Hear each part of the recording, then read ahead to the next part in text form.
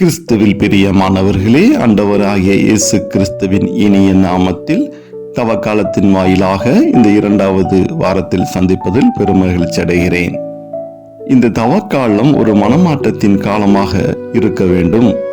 இது ஆண்டவருடைய பாடுகளை தியானிக்கக்கூடிய ஒரு காலமாக இருக்க வேண்டும் என்றெல்லாம் சொல்லி இந்த வருடத்திற்கு ஒரு முறை வருகின்ற இந்த காலங்களை நாம் ஒவ்வொரு வாரமாக வகைப்படுத்தி ஒவ்வொரு பக்தி முயற்சியில் ஈடுபட்டு கொண்டு இருக்கிறோம். அப்படியாக இந்த வாரத்திலே நாம் சிலுவையுடைய பாடுகளை தியானிக்கும் போது அந்த சிலுவை என்ற அடையாளத்தை கொடுத்தது ஆண்டவராக இயேசு கிறிஸ்து. அதன் வழியாகத்தான் மீட்பு வந்தது. அதன் பாடுகளின் வழியாகத்தான் ஆண்டவராக இயேசு கிறிஸ்து மரித்து தூய ஆவியானவன் வழியிலே நம்மளை நடத்தி கொண்டு இருக்கிறார் என்பதை நாம் விசுவசித்து வாழ்ந்து கொண்டு இருக்கிறோம். அன்பில் பிரியமானவர்களே, இப்படியாக ஒரு கதையை நாம் பார்க்கிறோம். பல நாட்களுக்கு பின்பாக ஒரு நண்பர் கூட்டமானது இணைந்து நட்பை புதுப்பித்துக் கொள்வதற்காக ஒரு இடங்களிலே கூடுகிறார்கள். அவர்கள் சந்தித்து பல ஆண்டுகள் ஆகின்ற வேளையிலே ஒரு 4-5 நண்பர்கள் ஒன்றிணைந்து சந்திக்கப்படுகின்ற போது அவர்களை பற்றியான ஒரு கலந்தாய்வானது அந்த இடங்களை நடந்து கொண்டிருக்கிறது. நீ என்ன வேலை செய்கிறாய், நான் என்ன வேலை செய்கிறேன், உன்னுடைய சம்பாத்தியம் என்ன என்றெல்லாம் பேசிக்கொண்டு இருக்கிற பொழுது அதில் ஒரு நபர் மட்டும் தனது வாழ்க்கையை இயேசுவுக்காக அர்ப்பணித்து ஊழிய பாதையிலே வாழ்ந்து கொண்டிருக்கிறார். இவரை பார்க்கப்படும் போது மற்ற நண்பர்களுக்கெல்லாம் ஒரு மனதிலே ஒரு வருத்தம் வருகிறது. நாங்கள் எல்லாம் இவ்வளவாக சம்பாதித்து வசதி வாய்ப்புகளோடு இருக்கிறோம், நீ மட்டும் பைபிளை தூக்கி கொண்டு ஆண்டவருக்காக பணி செய்கிறாய் என்று பார்க்கப்படும் பொழுது ஒரு வேதனையாக இருக்கிறது என்று அவரிடம் சொல்லப்படும் போது அந்த நபர் சொன்னாராம், நான் எப்பொழுது ஆண்டவருடைய வார்த்தையை கையில் எடுக்க ஆரம்பித்தனோ அன்றையிலிருந்து இன்று வரை என்னுடைய வாழ்க்கையில எந்த ஒரு குறைவும் இல்லை. நான் வாழ்வது மற்றவர்களுக்காக அல்ல, ஆண்டவராக இயேசு கிறிஸ்துவுக்காகவும் அவருடைய வார்த்தைகளை நம்பி நான் வாழ்ந்து கொண்டிருக்கிறேன். இப்போது நீங்கள் பகிர்ந்து கொண்டவாறு உங்களுடைய வாழ்க்கையை பற்றி, உங்களுடைய சம்பாதித்தை பற்றி நீங்கள் கூறினீர்கள் அல்லவா? நான் உங்களுக்காக ஒவ்வொரு நாளும் நான் ஜெபித்து கொண்டிருக்கிறேன், உங்களுடைய குடும்பத்துக்காக ஜெபித்து கொண்டிருக்கிறேன். இப்படியாக நான் மற்றவர்களுக்காக ஜெபிக்கப்படுகின்ற போது உங்களுடைய வாழ்க்கை ஆசீர்வாதமாக இருக்கும். அது அல்லாமல் நான் மற்றவர்களுக்காகவும் நான் ஆண்டவரிடம் ஜெபித்து கொண்டிருக்கிறேன். ஆண்டவர் என்னை பார்த்து கொண்டிருக்கிறார். ஆண்டவர் என் வாழ்க்கையை உயர்த்தி கொண்டிருக்கிறார். எனக்கு பெரிய சம்பாத்தியமோ சொத்துகளோ இல்லாம இருந்தாலும் என்னுடைய சொத்து என்னுடைய ஆண்டவர் கையில் இருக்கிறது என்று அவர் கூறினாராம். அன்பார்ந்தவர்களே, இது ஒரு வேடிக்கையான ஒரு கதையாக இருந்தாலும் நீங்கள் சிந்தித்து பார்க்கின்ற போது இதுதான் உண்மையான ஒரு வாழ்க்கையாக இருந்து கொண்டு இருக்கிறது. எப்போது நம் ஆண்டவருடைய வார்த்தையை கையில் எடுத்து ஆண்டவருக்காக வாழ்கின்றோமோ அப்போது ஆண்டவர் உங்களை பார்க்கிறார், உங்களுடைய வாழ்க்கையை ஆசீர்வதிக்கின்றார், உங்களை தேவைகளை சந்திக்கின்றார். இதோ இன்றைய தினங்களிலே இயேசுவினுடைய பாடுகளை நாம் சிந்தித்துக் கொண்டிருக்கிறோம். இயேசுவினுடைய சிலுவையை நாம் தியானித்துக் கொண்டிருக்கிறோம். அன்பார்ந்தவர்களே, இந்த சிலுவையின் அடையாளம் என்பது அது ஒரு அவமானத்தின் அடையாளம், அது ஒரு பாரத்தினுடைய அடையாளம், அது ஒரு பாரமான வாழ்க்கை, அது கரடுமுரடான ஒரு வாழ்க்கை. நீங்களும் நானும் அந்த இயேசுவினுடைய பாடுகளை நீங்கள் ஒவ்வொரு நிலையாக சிந்தித்து பார்த்தீர்கள் என்றால் ஆண்டவருடைய வலியும் வேதனைகளும் அவமானமும் உங்களுக்கு தெரியும்.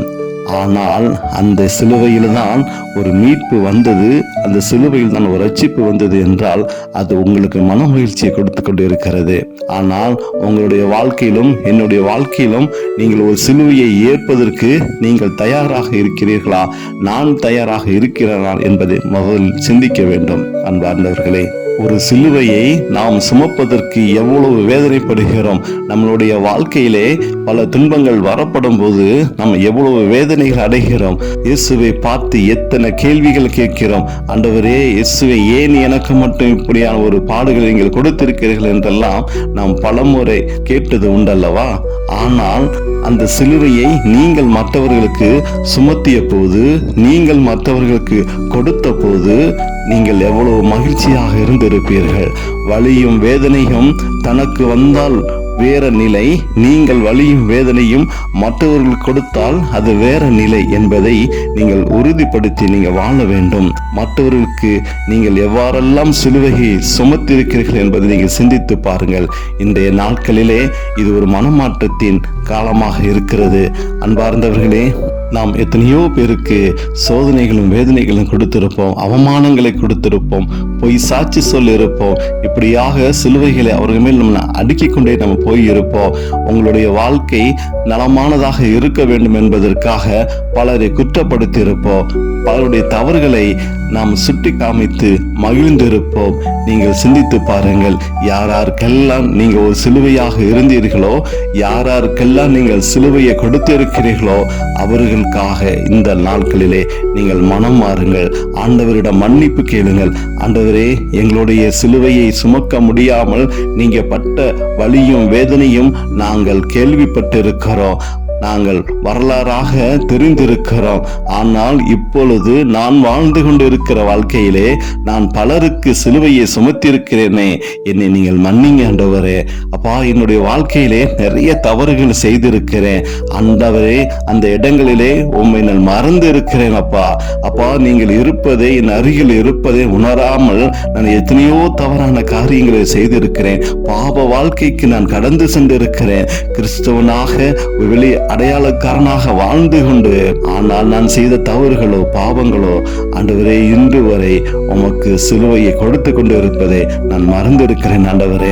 அப்பா, என்னை மனம் மாறுவதற்கு இந்த வாய்ப்பை நீங்க கொடுத்ததற்காக நன்றி செலுத்துகிறேன். அப்பா, என்னையே நீங்கள் ஏற்றுக்கொள்ளுங்கள் என்று சொல்லி ஆண்டவரிடம் உருக்கமான விதத்துல நாம் ஒப்பு கொடுத்து ஜெபிப்போம்.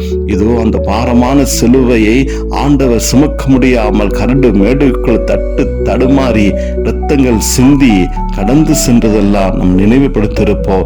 அதே போலதான் நீங்கள் மற்றவருக்கு மறைவாக சுமத்தி அந்த சிலுவை அவருடைய வாழ்க்கையிலே எத்தனை வேதனைகளை கொடுத்திருக்கோம், எத்தனை துக்கங்களை கொடுத்திருக்கோம், எத்தனுடைய உயிர்களுக்கு நீங்கள் பலியாவதற்கு நீங்கள் காரணமாக இருந்திருப்பீர்கள் என்றெல்லாம் நம்ம சிந்தித்து பார்க்கப்பட வேண்டும். இந்த நாட்கள் அதற்காக கொடுக்கப்பட்ட ஒரு நாட்கள் தான், மனம் மாற்றத்திற்காக கொடுக்கப்பட்ட இந்த காலங்கள் தான். இதோ ஆண்டவருடைய வலியும் வேதனைகளும் அவருடைய உபவாசங்களும் இன்று நம்முடைய வாழ்க்கையிலே நடந்து சென்று கொண்டிருக்கிறது, கடந்து சென்று கொண்டிருக்கிறது. ஆனால் நானும் நீங்களும் இந்த 40 நாட்களுக்கு வாழ்வது அல்ல, நாம் வாழ்ந்து முடிந்த காலங்களை நினைத்து பார்ப்பதற்கு இந்த 40 நாட்கள் இருந்து கொண்டிருக்கிறது. அன்பார்ந்தவர்களே, உருக்கமான நிலையிலே நாம் சுமத்திய சிலுவைகளை மையப்படுத்தி இதோ அந்த நபர்களுக்காகவும் நம்ம வாழ்ந்து வந்த தவறான வாழ்க்கைக்காகவும் இன்றைய நாட்களை ஒப்பு கொடுப்போம்.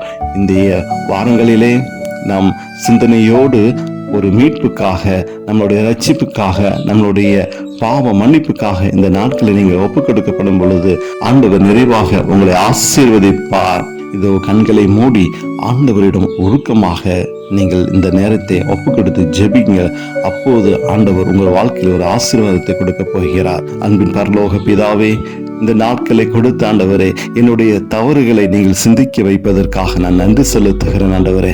அப்பா, என் தவறுகளை, என்னுடைய பாவங்களை தெரியாமல் நான் இருந்து கொண்டிருந்தேன் ஆண்டவரே. சிலுவையினுடைய பாரம் எவ்வளவாக இருக்கும் என்பதை நாம் உம்மை பார்த்து நாங்கள் தெரிந்து கொண்டிருக்கிறோம். ஆனால் ஆண்டவரே, நான் மற்றவர் மேல் சுமத்திய சிலுவை அது எவ்வளவு ஒரு பாகமாக இருக்கும் என்பதை நான் தெரியாமல் வாழ்ந்து கொண்டிருக்கிறேன் ஆண்டவரே. அப்பா, இந்த நாட்களில் எனக்கு ஒரு மன்னிப்பை கொடுங்க ராஜா. ஆண்டவரே, என்னுடைய பாவ பல்லவங்களை நினைத்து பார்க்கிறேன் ஆண்டவரே. மற்றவருக்கு மேல் சுமத்திய சிலுவையை நினைத்து பார்க்கிறேன். மற்றவர்களை நான் அடையாளப்படுத்தி, விமர்சனப்படுத்தி, குற்றப்படுத்தி, ஆண்டவரே அசிங்கப்படுத்தி, அசிங்கமான வார்த்தைகளை சொல்லி, அப்பா, பொறாமை நிமித்தமாக தீய வார்த்தைகள் மூலமாக அவர்களுக்கு கொடுக்கப்பட்ட அடையாளங்கள் ஆண்டவரே. அப்பா, இன்று அது என்னை குற்ற கூண்டில் நிறுத்தி கொண்டு இருக்கிறது ஆண்டவரே. குற்றவாளியாக நான் நின்று கொண்டு இருக்கிறேன் ஆண்டவரே. அப்பா, என்னை மன்னிங்க ஆண்டவரே. அப்பா, என்ன மன்னிங்க ராஜா. ஆண்டவரே, என்ன மன்னிங்க ஆண்டவரே. அப்பா, இப்படியான தவறுகளே அப்பா நான் கிறிஸ்தவனாக இருந்து கொண்டு ஆண்டவரே உம்முடைய வார்த்தைகளை தியானித்து கொண்டு அப்பா உம்முடைய வார்த்தைகளின்படி வாழக்கூடிய ஒரு பாக்கியத்தை இந்த தினங்களிலிருந்து எனக்கு கொடுங்க ராஜா. அப்பா நீ மனம் இறங்குங்க ஆண்டவரே. அப்பா இந்த பாவிகள் மேல் மனம் இறங்குங்க ராஜா. ஆண்டவரே இந்த பாவிகள் மேல் மனம் இறங்குங்க ராஜா. ஆண்டவரே உம்முடைய பாரமான சிலுவை ஆண்டவரே அப்பா நான் ஏற்றுக்கொள்கிறேன் ஆண்டவரே. அப்பா அந்த பாரமான சிலுவையை நான் ஏற்றுக்கொள்கிறேன் ஆண்டவரே. அப்பா உம்முடைய பாரத்துல, அப்பா உம்முடைய துக்கத்துல அப்பா கொஞ்சம் எனக்கு கொடுங்க ராஜா. ஆண்டவரே என் பாவம் கூடி ஆண்டவரே உமக்கு காரணமாக இருந்திருக்குமே அப்பா, அந்த சாட்டை அடிக்கு ஆண்டவரே, அந்த அவமானத்திற்கு ஆண்டவரே உம்முடைய இரத்தத்திற்கு என்னுடைய பாவமும் ஆண்டவரே அதுக்கு ஒரு காரணமாக இருந்திருக்கும் ஆண்டவரே. அப்பா அந்த நாட்களை நினைத்து பார்க்கிறேன் ராஜா. ஆண்டவரே உம்முடைய வலிய வேதனை நினைத்து பார்க்கிறேன் ஆண்டவரே. உம்முடைய முன்முறையை நினைத்து பார்க்கிறேன். உம்முடைய அவமானங்களை நினைத்து பார்க்கிறேன் நான் ஆண்டவரே. அப்பா மனிதனாக உருவெடுத்து ஆண்டவரே எங்களுக்காக இந்த பூமிக்கு வந்து ஆண்டவரே எங்க பாவ வாழ்க்கையில மீட்டெடுக்க வந்து மறுபடியும் சிலுவைக்கு ஒப்பு கொடுத்து விட்டோம் ஆண்டவரே. அப்பா மன்னித்து கொள்ளுங்க ஆண்டவரே. அப்பா மன்னித்து கொள்ளுங்க ராஜா. ஆண்டவரே மன்னித்து கொள்ளுங்க ஆண்டவரே.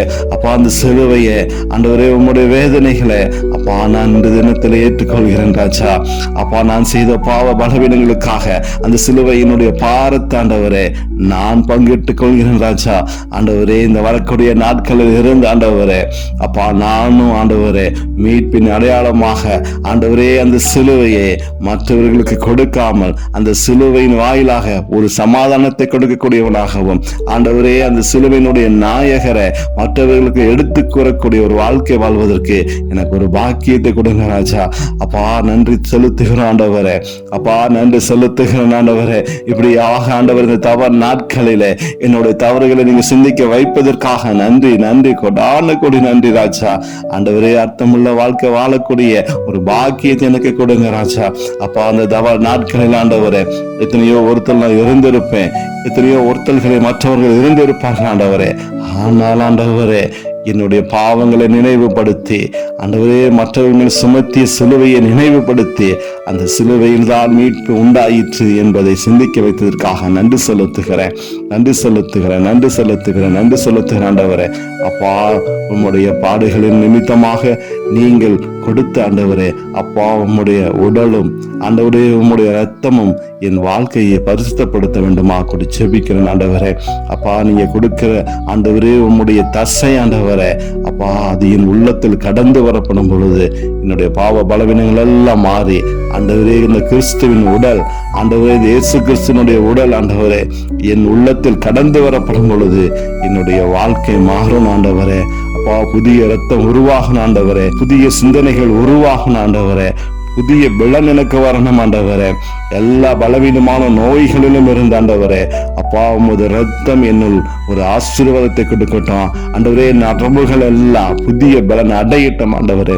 அப்பா என் சிந்தனைகள் எல்லாம் புதிய பலன் அடையட்டும் ஆண்டவரே. அப்பா என்னுடைய இரத்த துடிப்புகள் நாளங்கள் எல்லாம் ஆண்டவரே புதிய பொழிவு அடையட்டும் ஆண்டவரே.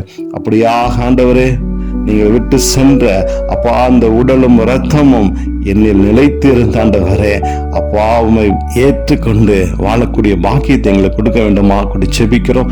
அப்படியான ஒரு ஆசீர்வாதங்களை நிலையாக எங்களுக்கு கொடுங்க ராஜா. கிறிஸ்தவன் இந்த அடையாளத்தில் வாழாமல் உண்மையான கிறிஸ்துவாக வாழ்வதற்கு தேவன் எனக்கு ஒரு பாக்கியத்தை கொடுக்க வேண்டுமாய் இயேசுவின் நாமத்தில் ஜெபிக்கிற நல்ல பிதாவே, ஆமேன்.